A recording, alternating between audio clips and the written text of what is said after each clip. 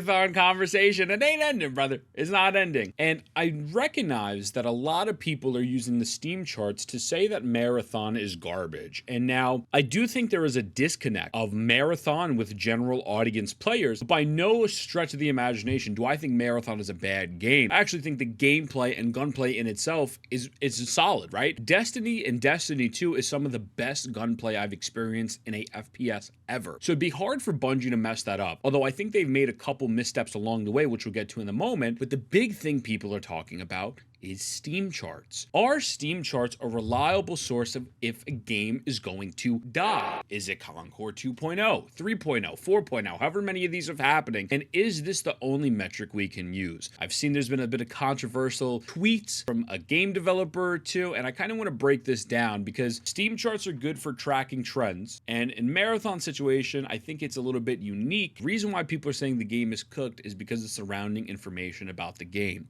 So let's get right into it. If we're looking at the Steam chart right now as it's going, Marathon peaked 7 days ago, which was the launch at 88,000. So if I show the max, it's just going down. And if I show the week, it goes up and it drops down at a certain time of day around 9 UTC, 10 UTC, 11 UTC. There always seems to be a massive dip. And then it goes back up, right? Now, a dip at a certain time of day is not inherently bad. The problem that people are having, and this is a very legitimate problem, is the game will hit a peak, it'll dip, but then it will never hit that peak again. So it went from 88,000, then it goes down to 32. 78, 41, 36, up to 73, down, 77. So it actually goes up a little bit here. And then ever since then, it's been just drastic fall off. 25 to 63, 22, 62. I assume that maybe there was maintenance or something here.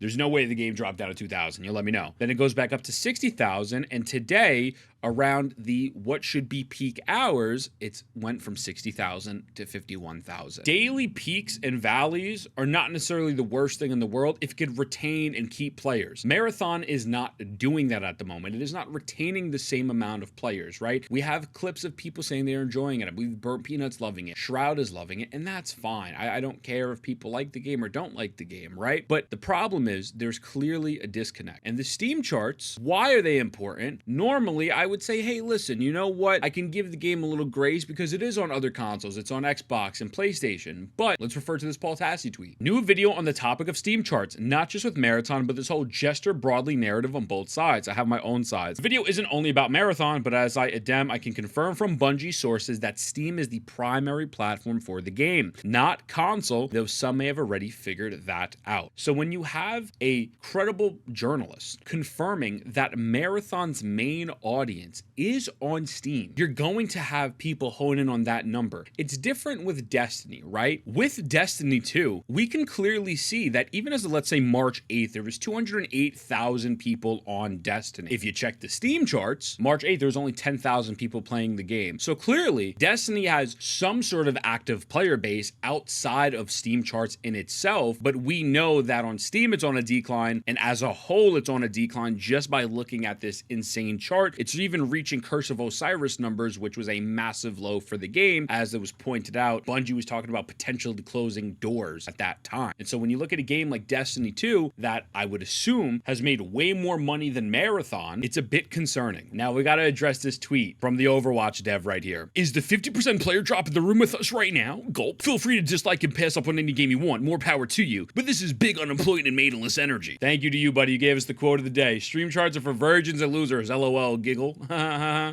Okay, but listen, in all seriousness, there is some degenerate behavior going on with Marathon. I mean, let's be honest. We have people that are claiming themselves to be that viewers can't shoot an enemy to save their life or just wind up just dying in any engagement. And don't get me wrong, I'm not a professional gamer either, okay? My heydays of FPSs are unfortunately past me, but I also understand that the gameplay itself is actually pretty solid, and that's not the fundamental issue of the game here. So there is a level of people being super unemployed and wanting the game to be on the downfall. I absolutely agree with that. But again, taking those people aside and everyone who just wants the games to die, we have to just be honest and look at the raw datas and the raw numbers. Bungie did cannibalize a lot of Destiny 2 in order to create Marathon. And, well, it's just not performing. And that is not the fault of someone who wants to look at the Steam charts. That's the fault of the studio for missing the mark. Now, I think Warframe is a fantastic game, if you don't know. I saw Reb4 join in the conversation. I have tons of respect for Reb4 as I think they are a fantastic asset to the gaming industry. Unlike the Overwatch people, obviously, right?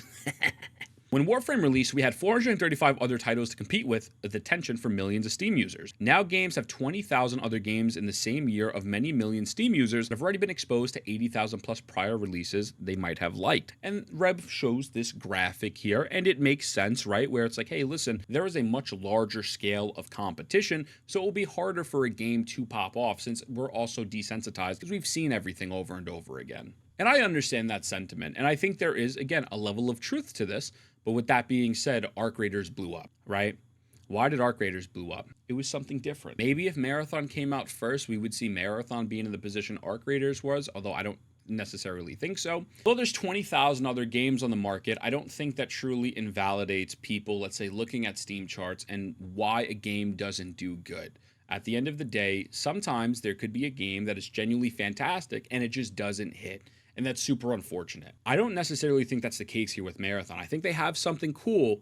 It feels just not like a full game and not worth $40. Now, what I think is going on with Marathon, gunplay, pretty solid. It feels reminiscent of Destiny, but as a old retired Destiny veteran, just putting in my 2 cents for a moment, it makes me just want to play Destiny again because the gunplay in Destiny is more fun, right? I'm using guns that are similar and I'm just like, damn, I wish Destiny was not boring and had more people that were playing because why do I want to sit down and, run around for 5-10 minutes before you encounter someone that is real? And then if I encounter someone that's real and I get killed off rip, well, now that's 10 minutes of my life gone and I don't get any loot, right? The extraction shooter genre in itself really struggles because of the fact people don't want to be patient. They don't want to sit down and wait and really try to fight bots. They want to get in there and really get people going. And there is also the fact that, hey, they're saying that they're going to reset some sort of loot every 3 months, where it's like the point of an extraction shooter is to extract your loot. But if you're resetting the loot that I'm getting in 3 months, why am I going to sit down and go into the game and try to explore for however many minutes? I mean, I did a whole run the other day where I think the run was about maybe 12-15 minutes, and I extracted. I didn't run into any real enemies. We just killed some bots, and I'm like, well, what's the point of this? If it's gone, I don't care. Like why would I play this, right? It's weird conflicting messaging that the devs are giving that is going to make people feel discouraged on top of the negative perception because it's a Bungie game. You're then also looking at the fact that Bungie is begging, please don't review the game. Please don't review it. Another situation where Bungie drops a game and it's not fully developed. Or it's not everything is readily available for you to experience it. We dealt with this with Destiny 1. We dealt with it with Destiny 2, and now we're dealing with it with Marathon, where I don't know what they could possibly be adding in late March that could change my perspective, but why drop the game if you feel it wasn't ready for a legitimate review? I don't understand. Again, another reason where people just roll their eyes and move on. I have normie friends who've played a fuck ton of Destiny who will never touch this game. Why? Simply because of the PR run, right? Whether it's statements like that, the fact that they were stealing artwork from other people, the AI bullshit, all this other stuff. It's always just a list of piled up bullshit. Now, in game, the environments I think are beautiful. I don't think you'll ever find a video game that looks like Marathon, genuinely. The lighting, the scenery, I know it's a little bit too vibrant for some people, but I personally enjoy it.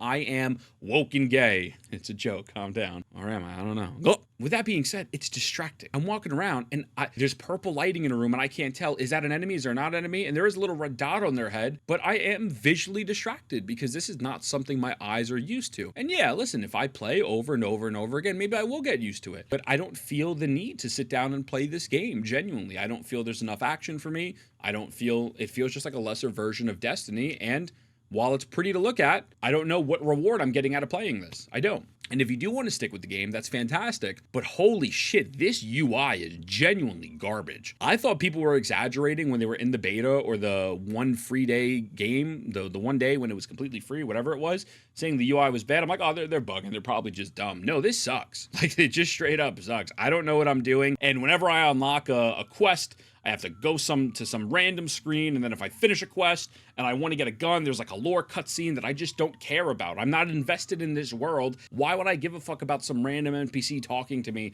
and I'm listening to the dialogue? There's nothing there. There was no world building. There's no ground building. You log in, you get a cutscene that I didn't know was happening, and that's it. There's nothing set for me. And so again, while all of these places look cool and the NPCs look cool and the designs of everything look dope, there's just no reason for me to be interested. So again, it's a situation of, I think all of that is contributing to the game losing players day in and day out. Is that something they could fix? I honestly don't know.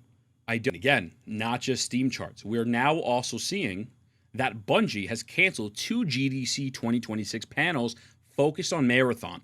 One on high-performance networking for gameplay movement and shooting, and the other one on scaling automated testing from Destiny to support Marathon as a live service title. Now, maybe these might get reinstated, who knows, but I don't think it's a good idea for Bungie to go on any type of panel and talk about this game at the moment in the current state that it's in. I don't.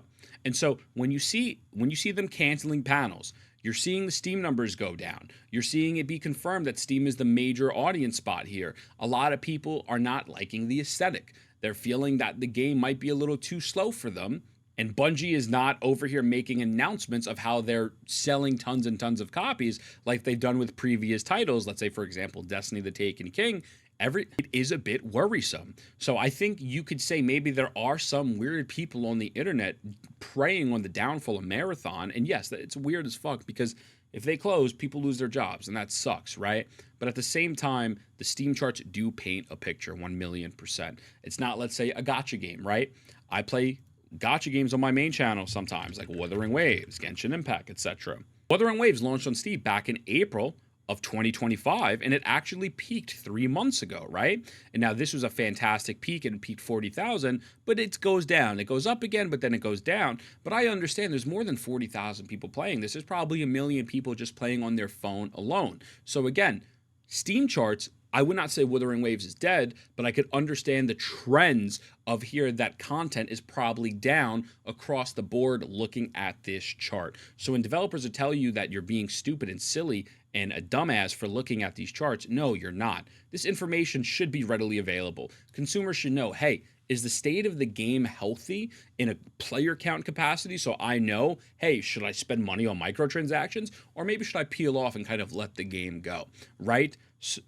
So crazy situation we got here. Hopefully this maybe, covers it in a little bit of a more neutral way. Because again, I don't think the game is horrible, but I also don't know if it will last. So very unfortunate they mogged Destiny 2 just to fail. I hope the game finds success. That being said, your mother